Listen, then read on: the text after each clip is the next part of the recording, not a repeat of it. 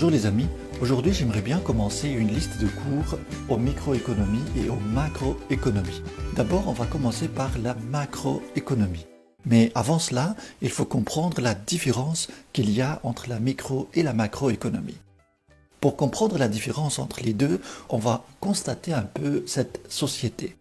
Si on a la possibilité de regarder, d'observer les mouvements qu'il y a dans une société, on va remarquer qu'il y a des objets qui s'échangent entre les individus, il y a de l'argent qui circule entre les individus et pour étudier ce phénomène, on a besoin de clarifier les choses. On peut se poser des questions. Qui est à l'origine de ces mouvements et pourquoi faire? Pourquoi on a ces mouvements d'argent, d'objets, de biens? Pourquoi les gens échangent entre eux des biens et services, de l'argent, etc. Pour cela, on va trouver que chaque individu a un objectif différent.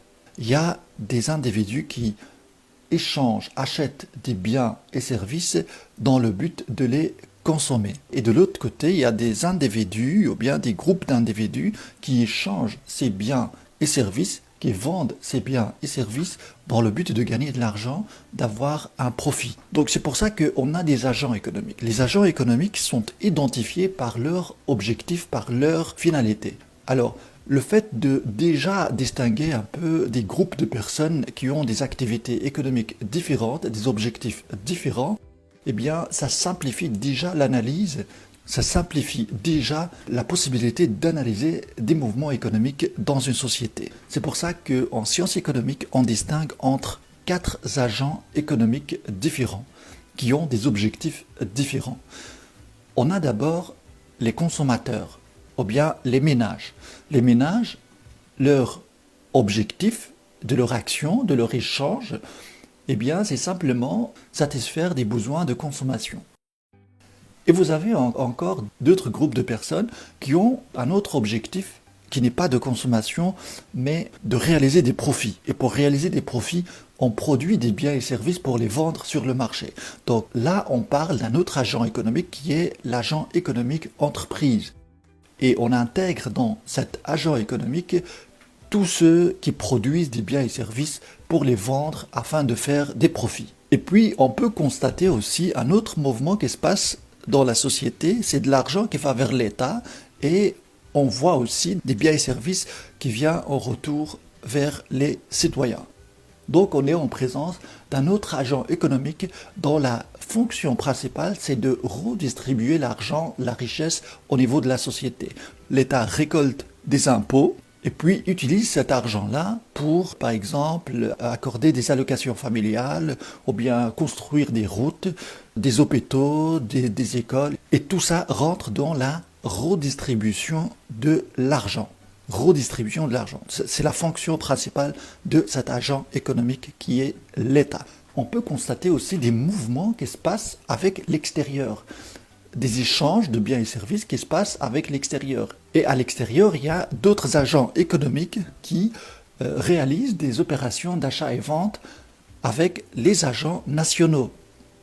C'est ce qu'on appelle les exportations et les importations.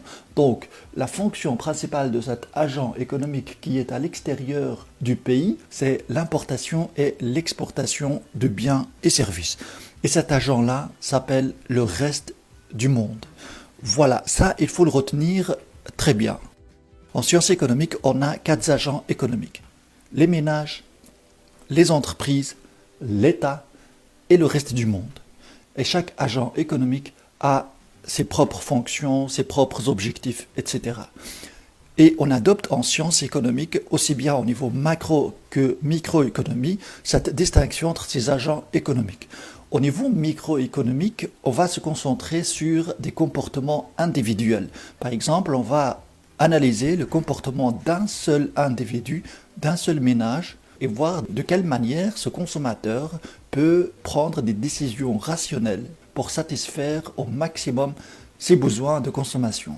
Ou bien on peut analyser le comportement d'une entreprise et voir comment cette entreprise peut réaliser le maximum de profit par l'utilisation des 2 facteurs de production, le travail et le capital. Mais au niveau macroéconomie, on ne va pas s'intéresser au comportement individuel des agents économiques, mais on va s'intéresser à la société dans son ensemble, à la production au niveau de tous les agents économiques par exemple, ou bien à la question du chômage dans le pays, à la question de l'inflation. Et tout ça, ça peut s'analyser par, bien évidemment, les interactions qu'il y a entre ces agents économiques au niveau national. Voilà pour ce premier cours, et pour la suite de ces cours, je vais commencer par les matières de macroéconomie. Merci d'avoir suivi ce cours et à très bientôt.